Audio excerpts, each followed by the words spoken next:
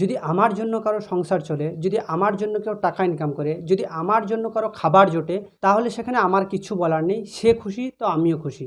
আপনারা জেনে থাকবেন যে পাকিস্তানি ক্রিকেটার বাবর আজমকে নিয়ে অনেকজন অনেক ছোট ছোট কথা বলে।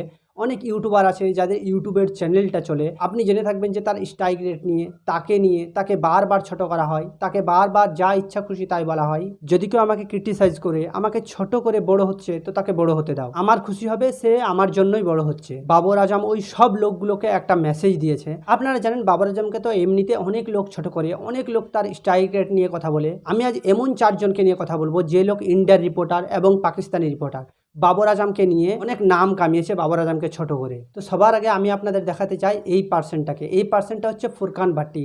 এই ফুরকান ভাট্টি বাবর আজমকে এমনভাবে অপমান করে, এমন তাকে নিয়ে কথা বলে যে কথাগুলো বাবর আজমকে তো খারাপ লাগবেই। আপনি যদি বাবর আজমের ফান হয়ে থাকেন তো আপনাকেও খারাপ লাগবে। এই মানুষটা পাকিস্তানি জার্নালিস্ট। বাবর আজম যদি ব্যাটিং খারাপ করে, বাবর আজম যদি ব্যাটিং ভালো করে, পাকিস্তানের জন্য বাবর আজম যদি ম্যাচ জেতায়, পাকিস্তানের জন্য বাবর আজম যদি ম্যাচ হারায়, তারপরেও কিন্তু এই মানুষটা বাবর আজমের জন্য খারাপ কথা বলতে থাকবে। বাবর আজমের এই নেই, বাবর আজমের 400 স্ট্রাইক রেটে খেলা উচিত, বাবর আজম এমন, বাবর আজম অমন। কেননা এই মানুষটার কাজই এমন বাবর আজমের জন্য খারাপ কথা বলা, বাবর আজমকে ছোট করা, যাতে সে ইন্ডিয়ার কিছু সাবস্ক্রাইব পায়, বড় একটা ইউটিউবার হয়। আবার এই বাবরের এগেনস্ট সব সময় থাকে। কখনো এ ভাবেই না যে বাবর আজম একটা মানুষ, এজ এ প্লেয়ার, যে বিশ্বের 1 নম্বর ওডিআই ব্যাটম্যান। এ জানে আমি যদি বাবর আজমের জন্য খারাপ কথা বলি, বাবর আজমকে ছোট করি, ইউটিউব থেকে অনেক টাকা পাবো, আমার অনেক সাবস্ক্রাইবার হবে, আমার অনেক ভিউজ হবে ভিডিওতে, এই সব ভেবে বাবর আজমকে বারবার সে ছোট করে। তারপর আসছে শশাঙ্ক মিত্রা।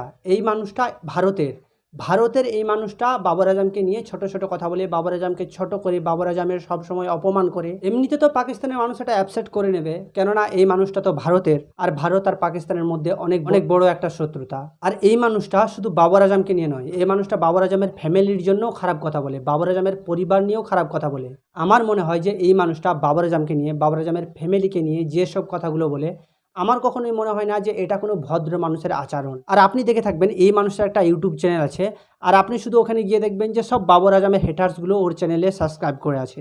এই মানুষটাও বাবর আজমকে ছোট করে, বাবর আজমকে ছোট ছোট কথা বলে অনেক ফেম কামাতে চায়, ইউটিউবে অনেক বড় হতে চায়, সে ভিডিওতে অনেক ভিউজ পেতে চায়। এরপর আমি আপনাদেরকে যে মানুষটা দেখাবো, এর নাম হচ্ছে শোয়েব জাট।